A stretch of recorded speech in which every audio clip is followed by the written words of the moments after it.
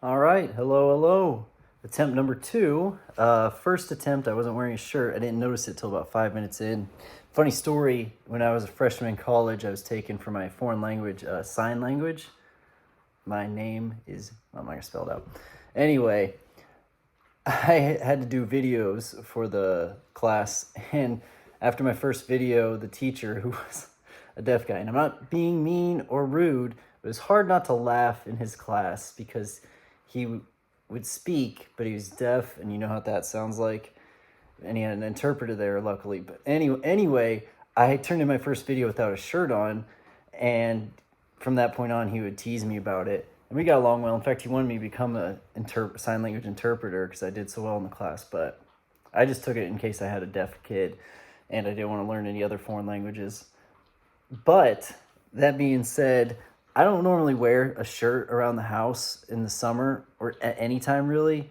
Not because I'm flashy, look at my good body. I haven't had like a solid body since I was in college, but it's just more comfortable that way. And I'm always doing projects, and it's easier to, like, when my daughter wakes up from her nap and I got to go do something with her, it's easier to put a shirt on over all the scuzz versus trying to clean it all off. And you can see my hands right now. I've been working in what will be the playroom, mudding and sanding. But I'm out of mud, and I don't have the light fixtures ready. I haven't purchased them yet, so I can't do the ceiling yet. I'm at a standstill. My table saw stopped working on me, so I'm at a standstill with working on the new chicken coop and brooder boxes. So let's get some videos in. Today we are doing Leviticus 3, and this is, again, going over offerings. So this is a fellowship offering. I believe it's also called a peace offering. Let me make sure. I think it's the same thing. So a fellowship offering is the same as a peace offering. It's just different translations. So let's go ahead and get into it. Again, we're going through the offerings and what they represent and what they're for. New Testament, we have a different understanding now of what an offering, a sacrifice is, but this doesn't mean you can't still do these offerings. But again, it's about understanding the point behind it. Just like with circumcision, the whole point of circumcision, and I will say it forever because people don't seem to understand it, was a rejection of that era's religion. Look into Horus and Osiris and penis worship. Look into that. It was a rejection of that time. And Paul writes about how it's not important. It's the circumcision of the heart that's what's important. And that's what it represented. It was circumcising yourself from this world. Anyway, so understand the point of these offerings is far more important than being like, oh, should I make these offerings? Verse 1, if your offering is a fellowship or peace offering, and you offer an animal from the herd, whether male or female, you are to present before the Lord an animal without defect. Again, it's important to have it without defect, because if you're sacrificing, a lamb that has a lame leg or something, it's not really that important because it doesn't really mean much to you. You're probably going to kill it off.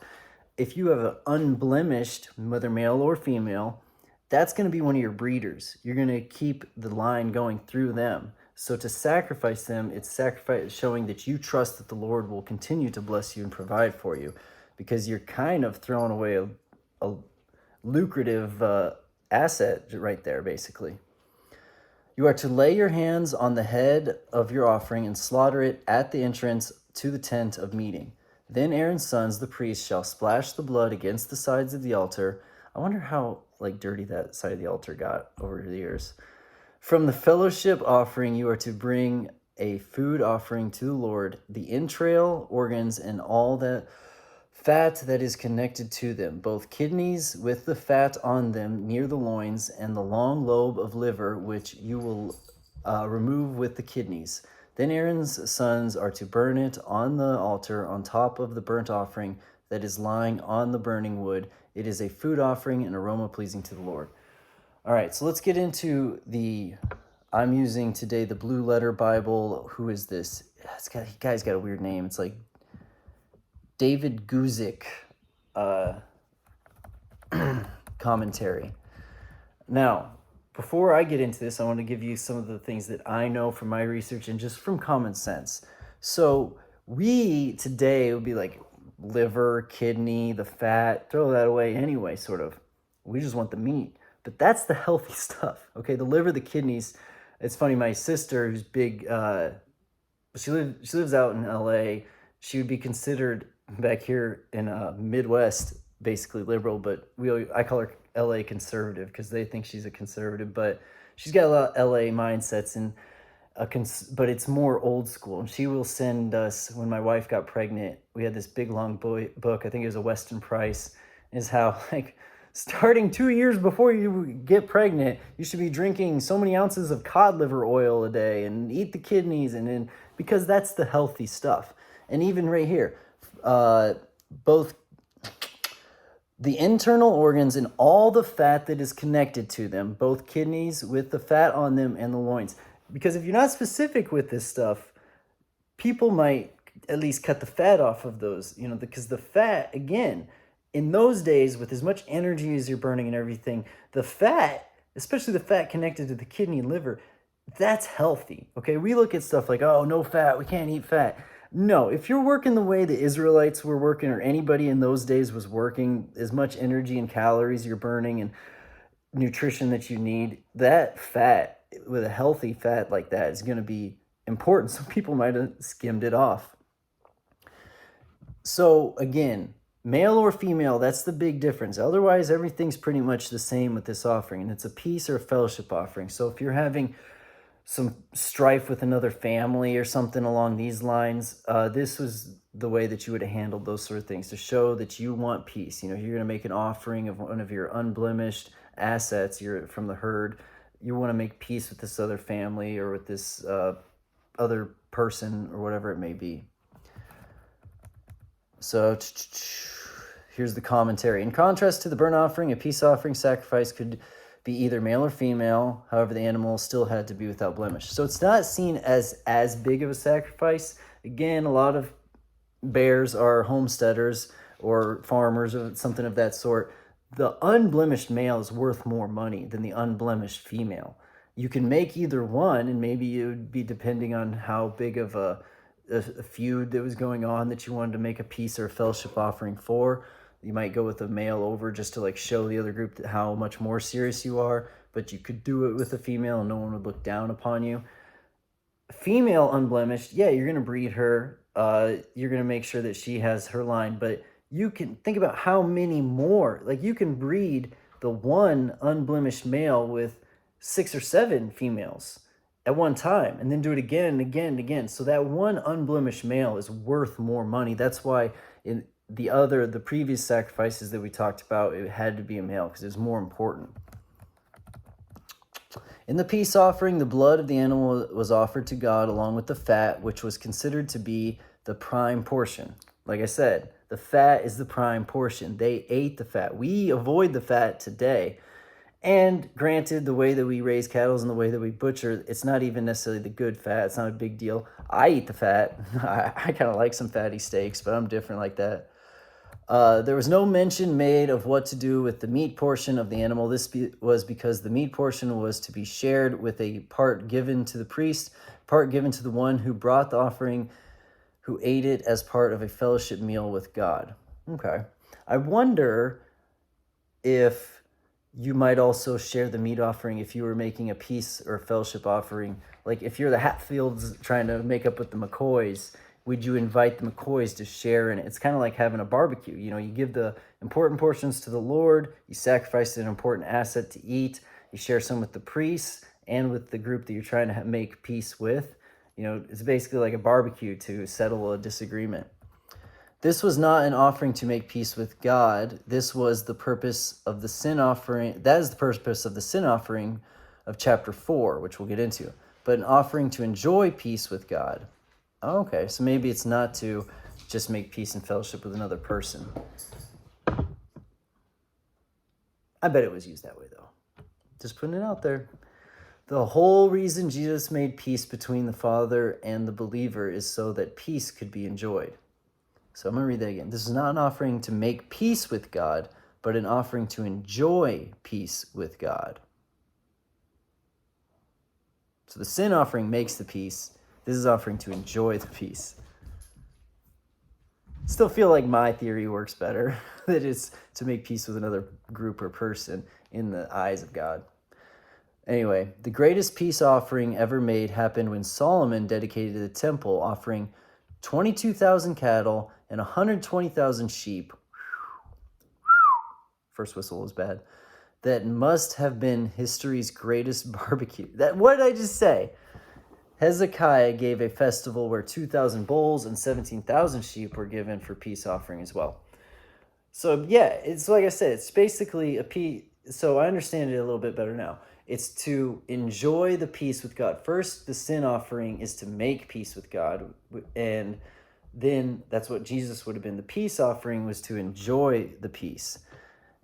I guess you could say Jesus was both of those, but the peace offering is, like I said, it's basically a barbecue. So you would have invited a group of people over to this. I mean, with Solomon's 22,000 cattle, 120,000 sheep, you're bringing everyone in under God. You know, it's kind of like having a huge, back in the day, I remember my small town, about 2,000 people I grew up in, we have 7 churches, all Christian, but 7 different churches in the small town.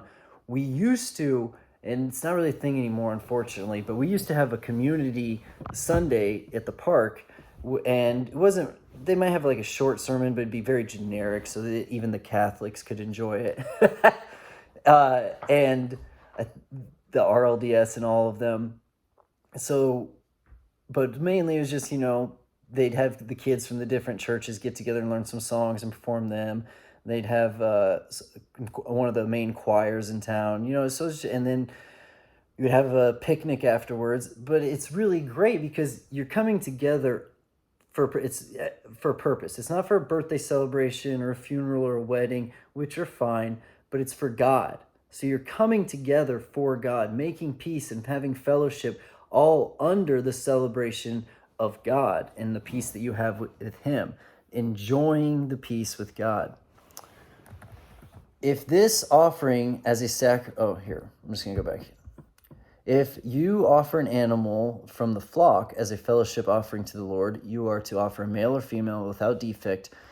If you offer a lamb, you are to present it before the Lord, lay your hands on its head, and slaughter it in front of the tent of meeting. Then Aaron's sons shall splash blood against the sides of the altar. From the fellowship offering, you are to bring a food offering to the Lord, its fat, the entire fat, tail cut off close to the backbone, the internal organs, and all the fat that is connected to them. Couldn't scrape that fat off. Both kidneys with the fat on them, and the loins, and the long lobe of the liver, which you will remove with the kidneys. The priests shall burn them on the altar as a food offering presented to the Lord. So essentially it's the same. It's just, God makes His sacrifices available to anyone. You don't have to be wealthy. Lamb flock is cheaper to have than a herd of cattle. You're wealthier if you have a herd of cattle because there's more meat. They're bigger animals. So the same thing here, you don't have to have a lot to make these sacrifices. You don't need to have wealth beyond measure. It's just whatever you can do, God kind of makes it available for you to make an offering. So here's... Yeah, they don't even have a commentary on that because it's the same, basically. If your offering is a goat, you are to present it before the Lord, lay your hands on its head, and slaughter it in front of the tent of meeting. Then Aaron's sons shall splash its blood against the sides of the altar. From what you offer, you are to present this food offering to the Lord, the internal organs and all the fat that is connected to them, both kidneys with the fat on them, near the loins, and the long lobe of the liver, which you will remove with the kidneys. The priest shall burn them on the altar as a food offering, a pleasing aroma. All the fat is the Lord's. The best portion is the Lord's. And you think about it. You have a guest of honor at your house, okay? You don't take the best cut of steak when you're grilling out, unless you're a jerk. You offer the best cut to your guest. You're an honored guest. What better honor, what bigger honor could you have than the Lord, than communing fellowship with the Lord? So they have to get the best offering. And God doesn't want He's not like us. The best offering in those days is the healthiest offering. We don't really look at it that way anymore. But he wants the best stuff because he deserves it, because that's how you show honor to him. This is a lasting ordinance for the generations to come. Wherever you live, you must not eat any fat or any blood. Ooh, maybe I should stop eating the fat. There was a particular significance to this command. The prohibition of eating fat was good for Israel from the standpoint of blood cholesterol and heart disease. That's kind of the opposite of what I was saying. If it was especially good because tapeworm, this makes sense, were often found in the fatty tissues, and by obeying this command, the ancient Israelites avoided these dangerous parasites. That's so cool. And this is why I'm doing this. You know, I'm a pretty cocky guy, and I know that's my weakness. It has been since I was in junior high sports and all through. Things normally come easy to me, and I get arrogant. And I like that I'm doing this because though I've studied the Bible, I still learn stuff. And though I've studied health, I still learn stuff. I knew the stuff about the organs, specifically, obviously, the kidneys and livers, that's the healthy portion. But I always kind of thought, and I still somewhat do, that the fat is much healthier than people think. And though I might disagree with the blood cholesterol portion of this statement, the tapeworm one makes tons of sense. And I've always said this about the dietary restrictions of the Bible, is if you really, really look at them and study them, God's trying to make his people healthy. He's trying to keep them alive and living and thriving. It's not a restriction that you can't have this thing because it tastes good and I don't want you to have it. It's this thing will make you ill. This thing has parasites. Even if you look at pigs, people who've raised pigs know they'll eat anything and everything, and the meat isn't always the cleanest.